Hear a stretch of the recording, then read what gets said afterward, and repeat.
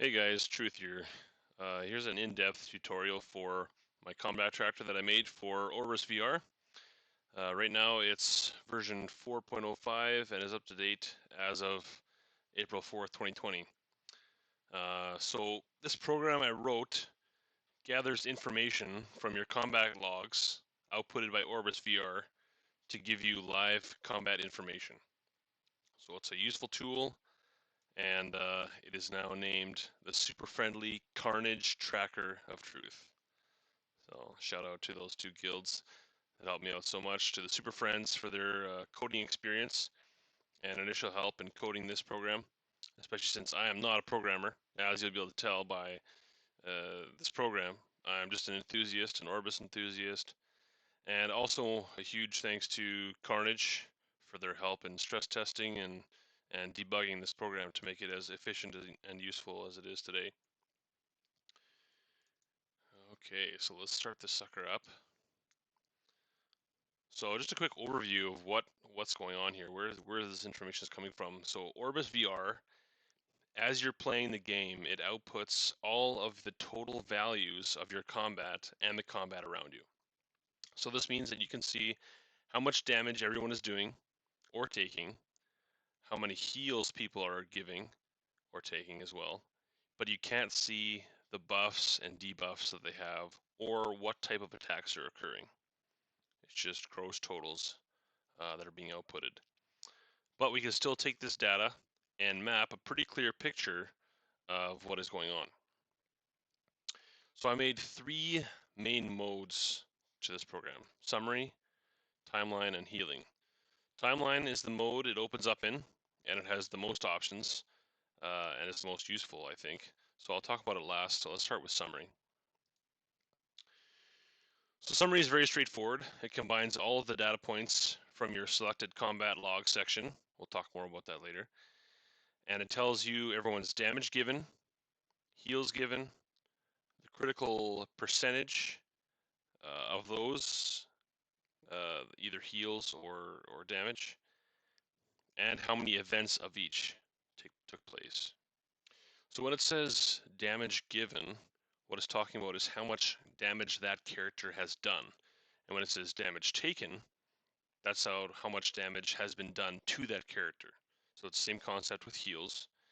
And the critical percentages are for the attacks or heals that you've done to others. So you will notice as you're looking through your logs that scoundrels will have a much higher critical percentage. That's just built into their DPS, and that's totally normal. Everyone else will have a more closer critical percentage as to what you see here. So again, straightforward, all the information in your log in one page. So now we'll look at the healing tab.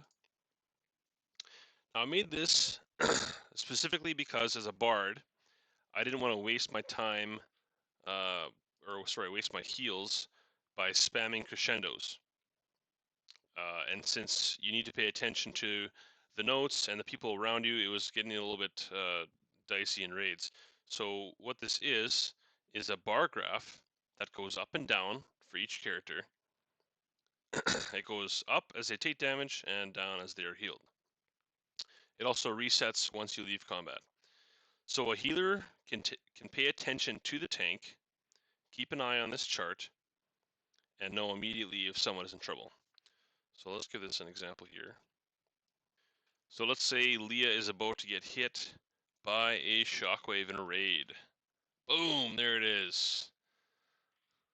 Leah took 120,000 damage. So the color changes depending on the level of damage taken.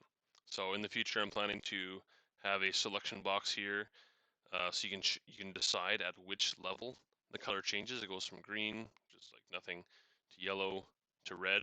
So you can change that as a healer depending on what amount of health people normally have, which you would know by your party. And yeah, so it's useful for bards or muskies as they're watching their party to make sure nobody gets left in the dust, especially if their mic's not working or something and they can't call it out. Okay, so now we'll move on to the most used timeline, most used mode timeline. So this mode is most helpful to visually see how you're performing. So most of these graphs are the same as in summary, but I added one more, which is very important. So if you look at heals dealt in a normal fight, you'll see, especially for me right here, you'll see the raw amount of healing that character has done. So this yellow line here, it looks like I was doing some pretty good healing as a muskie. But when we switch over to precise heals, we see that I was just shooting blanks. I wasn't actually healing anyone. I wasn't healing myself. It was a public event. We were all just, I guess, I was just shooting orbs around. It wasn't actually healing anyone. Whereas over here, we see the blue line guy. He was actually healing someone. So the reason this is important is because when comparing a muskie to a bard will be doing a lot more raw heals, as it's constantly healing the entire party if you're playing the mallets. But if you want an actual picture of the healing being done, you'll see quickly that the muskies accomplish more targeted healing than bards do. Especially if you have a muskie and a bard in a raid, you'll see that the muskie actually does a lot more. But the bard is good for just topping everyone up and helping those DPS who miss a mechanic. So those are the basics to the combat tracker. Now there are a few more advanced options on the bottom and on the left-hand side, which we'll dig into now. So let's start on the left-hand side here.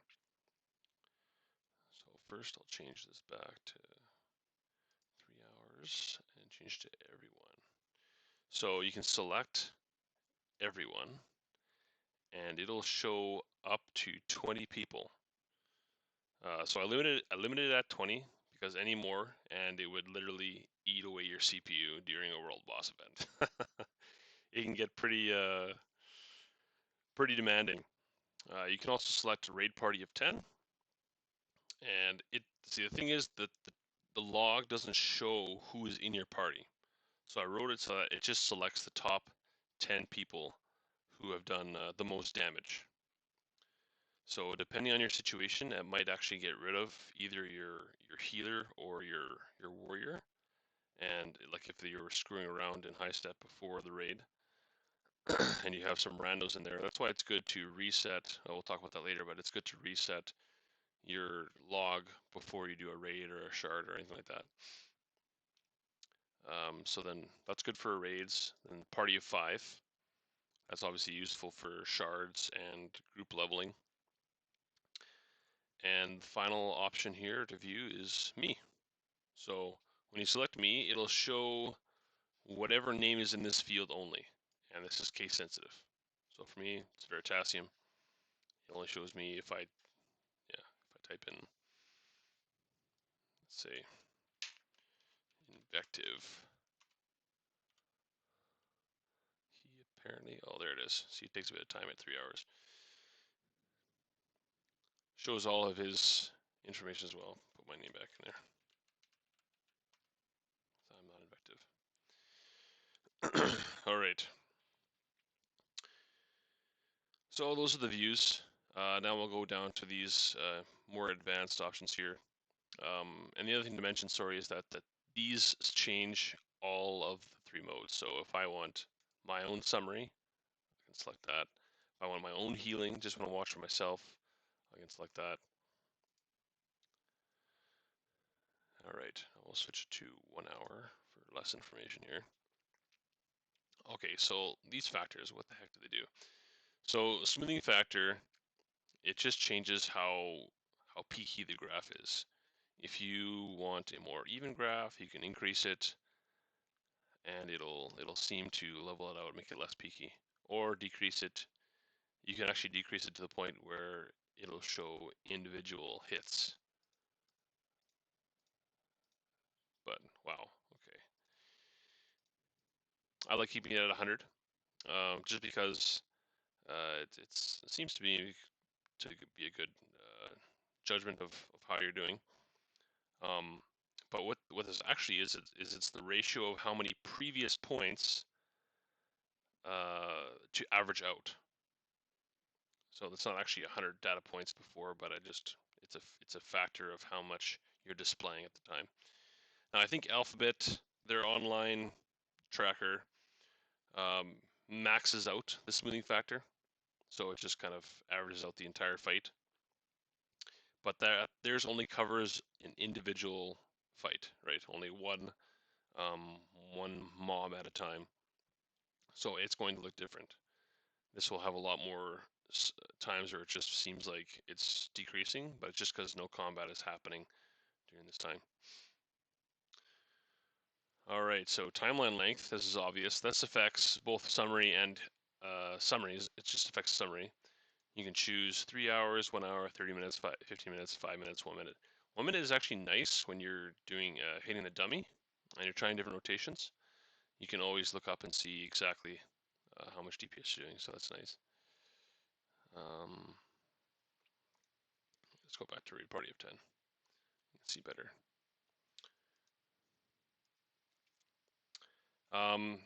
This also has an effect on your CPU. These all three of these will, but if you want, well, you're looking at 3 hours of data. It's not going to move very much in the present, but it could take time to process if you have a lot of people doing a world boss or something like that. All right, refresh rate. So depending on your CPU, you might need to actually slow it down so it doesn't tick as often, the refresh. And some people, if you have a really fast CPU and you want the most recent information, you can choose fast. I don't think it's necessary, but whatever. Resolution. This shows how many data points to display. So again, this is based on your performance of your computer. If it's too much information, you can smooth it out, and you don't necessarily lose information, but it just takes larger portions of the log and puts them together. And same thing with detail, or opposite with detailed, it takes smaller portions of the log and then maps it out.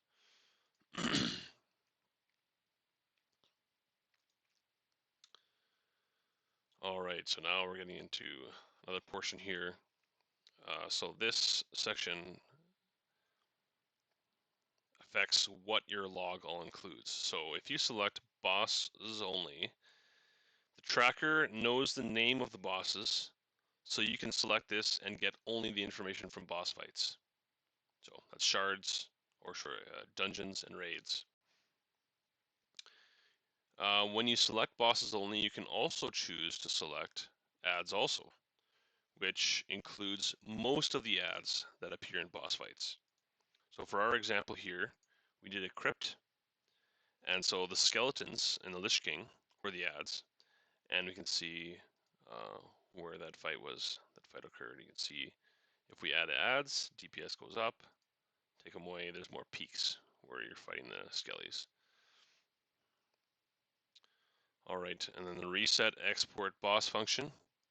This feature, if selected, will reset the log at the beginning of a boss fight and then export the log to your Orbus folder once you've completed the boss fight, once you leave combat. Either you die or the boss dies. And since I selected it and it had boss data, it reset. So that's interesting. We'll just reopen that up again. Okay. So now we'll go down to this save settings button here. Save settings, pretty straightforward. It'll save what settings you've put in here, not which screen you're on. It'll always open up in timeline, but it'll save how many people you want to be viewed, what your name is, all of these selection boxes here, so you can customize it to how you like it. Because obviously not everybody likes it the same way I do, so that's fine. It saves it into a text file in your Orbus folder. So if you ever want to find it or share it with somebody else, that's where it is. All right, so now we have some more options here. So reset, pretty straightforward. It doesn't delete your log, but it'll clear all the data from the tracker and start again from that point in time. So now if I were playing Orbus, it would then act as though I just started playing because I press the reset button. The export button, again, pretty straightforward. You hit the export button and it will export your log to your Orbus folder. Import, again, it'll import whatever log. You can get logs from other people to view, or you can import previous logs that you've exported, previous boss battles. Like if you wipe 3 times on a boss, you can import each one individually if you have this selection, reset export boss, and you can view like what happened, or if people weren't doing DPS or what. Live, this button's also pretty straightforward. Whenever you import a log, it automatically pauses the log, so you're not importing a log and then writing onto it. It'll pause it. You can look at it. You can also just pause it during play as well. Let's say you're doing an event or something and you want to take a break and look at your log. You can just hit pause and then look at it. Okay, so well, this text box here, as you can see, it's already showing Dungeon Troll. That's the last boss that we did. So as you're looking at your logs, you can say, oh, what boss is this again? Oh yeah, Dungeon Troll. There is the combat tracker. Hope that helped explain, I think, every single function that I have so far. Obviously, I'm working on more features for the future, like digging into some API stuff. Those few things I was mentioning about the healing tab. And if you have any questions or feedback, you can reach me at Veritas number sign 1088 on Discord. So I'd like to hear from you. Awesome. Talk to you guys later.